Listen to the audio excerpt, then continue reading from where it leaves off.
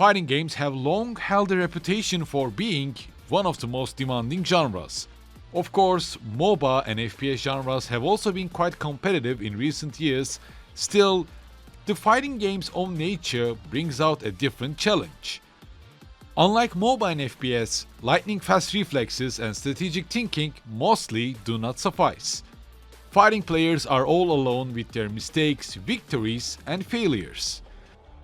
These games often deter new players, leaving them feeling overwhelmed even in the early stages of their progress. I've seen many people interested in playing fighting games, learning more about the mechanics of their favorite characters, but often discouraged after losing a couple of matches, so I wanted to help them by focusing on this matter in 2XKO's Alpha Lab. Just like Street Fighter 6's modern controls, 2XKO brings out the Pulse Fuse, a mechanic designed to make the game accessible to newcomers, helping them jump into action immediately.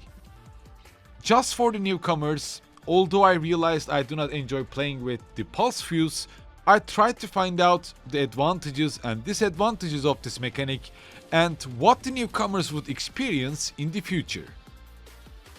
I'm Arcadenaut here, and today we'll talk about the Alpha Lab of 2XKO, especially for the newcomers. Maybe some of you missed my video about my 2XKO impressions from EVO Japan 2024. Thanks to the 2XKO developers and the community managers, I was able to play 2XKO for around 30 minutes with the developers, trying to learn more about this charming 2 vs 2 tag fighting game.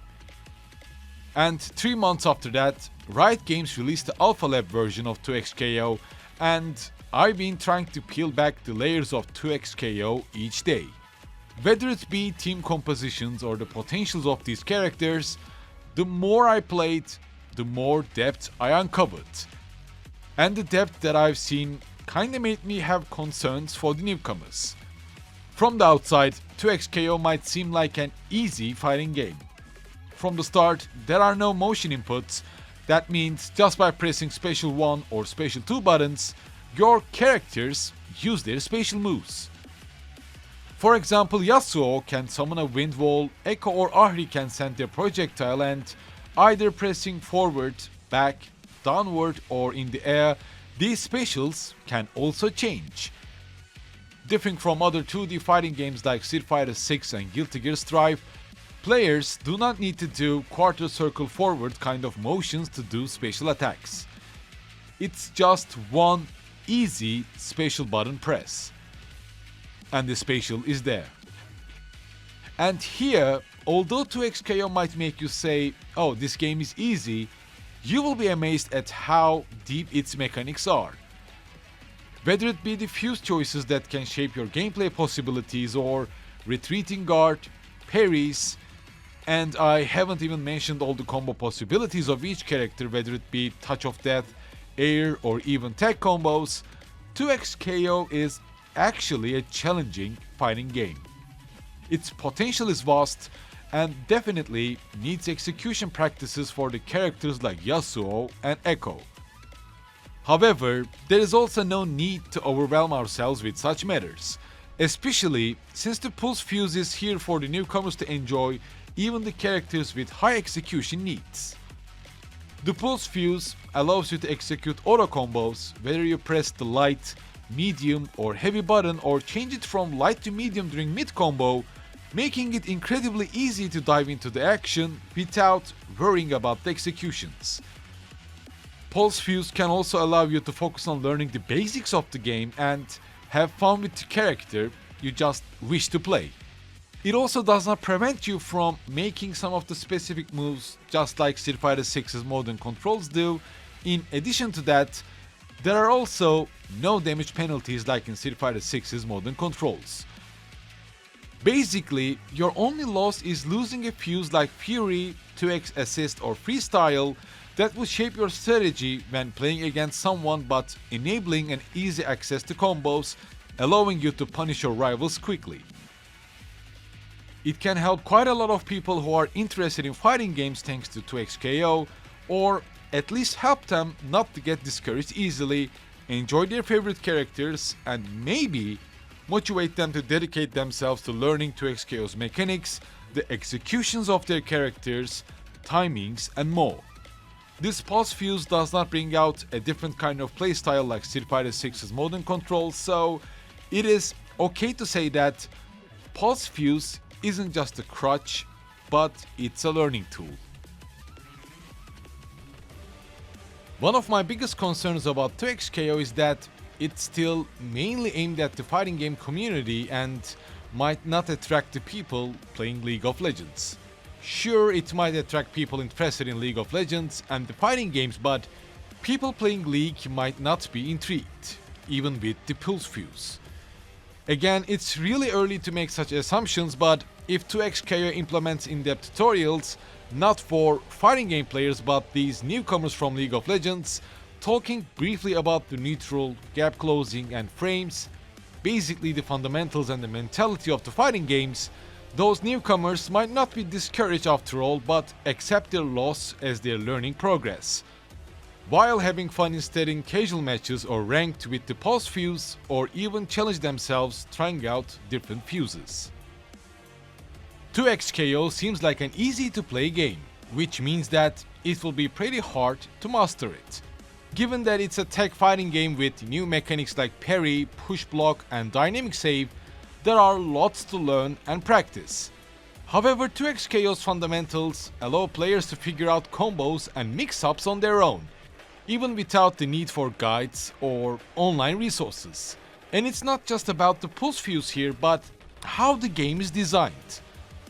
Street Fighter 6's modern controls are intended as an accessibility tool for that character, as well as a choice to play that character differently. But 2xKO's pulse fuse is designed to help players to play as that character. Let's say Ezreal, Seth or Leona is added to 2xKO, you have no idea how to play as these characters, right? You can just pick pulse fuse and start experimenting with light, medium and heavy auto combos to see how moves connect and what that character has in its arsenal. As you become more comfortable with 2xKO or that character, you will find that manually executing combos without the pulse fuse becomes possible and preferable. This gradual shift from reliance on the pulse fuse to mastering the game's mechanic shows how 2xKO understands the player's progression. And because of that, the pulse fuse should be seen as a starting point rather than an end game. Since it disables other effective fuses like Fury, Double Takedown, 2x Assist and Freestyle that enable different possibilities in a tech fighting game experience. While the pulse fuse is an excellent tool for learning the basics, it's important to eventually move beyond it to fully appreciate the depth 2xKO offers. It truly opens up when you start experimenting with different fuses and discovering new combo paths. Believe me when I say that 30 minutes of private sessions with the developers and also play sessions of EVO Japan 2024 were not enough. 2xKO definitely requires some time to adapt to its characters, different fuses and the tag system. Mainly the other fuses can significantly impact your gameplay style and strategy. They all change your approach, your strategy, making it more oppressive, open for tag combos or to spend your energy gauge for combined ultimate moves. Since I already talked about these fuses in my previous 2xKO video, I will speak of my expressions of Alpha Lab and how players, myself included, use these fuses to suit their gameplay style. The Fury fuse is designed for players who thrive under pressure, increasing your damage output when your health is below 40%, allowing for dash cancels for high risk, high reward gameplay. And this fuse especially makes Darius even scarier than he already is, and allows Yasuo to create more pressure even from close and long range. 2x Assist allows you to perform 2 assist actions in quick succession. This is ideal for creating pressure on their opponent by summoning your tech character, which also allows for elaborate setups, leading to longer combos. 2x Assist can also help you to keep your opponent locked in the corner with pressure. This fuse is all about control, like controlling the pace of the match or your opponent's options. Then there's a double takedown, which is particularly exciting in the context of 2xKO's tech-based gameplay. This enables you to perform two supers or ultimate moves simultaneously, similar to the concept of happy birthdays in other tech fighters like Marvel vs. Capcom, where you can catch both of your opponent's characters in a single combo and then lead to some incredibly flashy and rewarding moments. The key is to find the characters whose ultimate moves are effective when combined. Last but not least, the freestyle fuse is definitely the favorite of many duo players.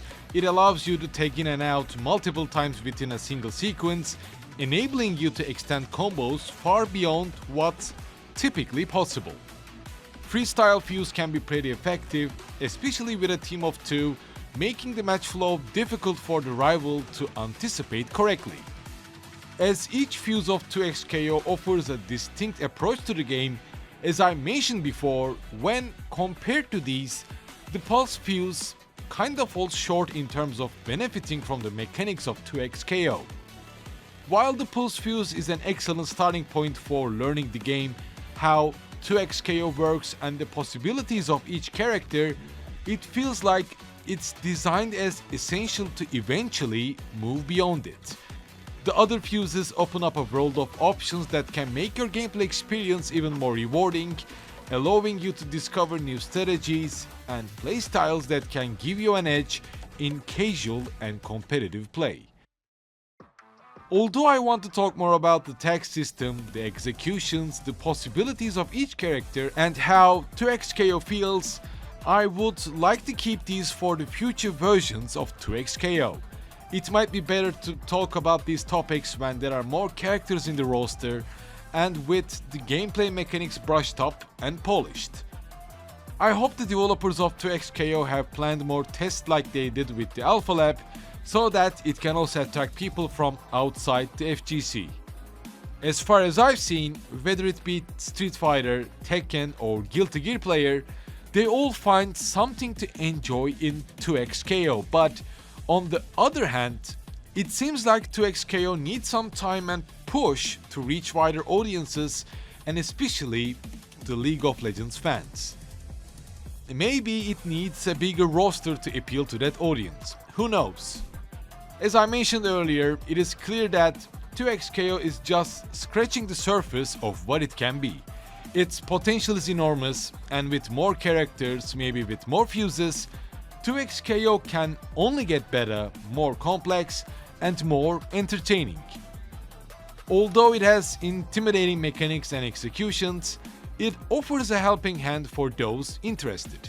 They are not forgetting the newcomers and trying to pull them into the chaos of FGC, and if Riot Games continues on this path, 2xKO could very well become a new gold standard for the genre. For now, I'm going to keep on grinding, experimenting with different fuses, and hopefully getting better at playing Ahri and Yasuo for the time being. If you're interested, I might do another video in the future about 2xKO Lab, sharing my expressions about each and every character and what they offer. So be sure to share your thoughts down by the comments below. Any humble support through Patreon and YouTube join is appreciated, and I will see you in my next video.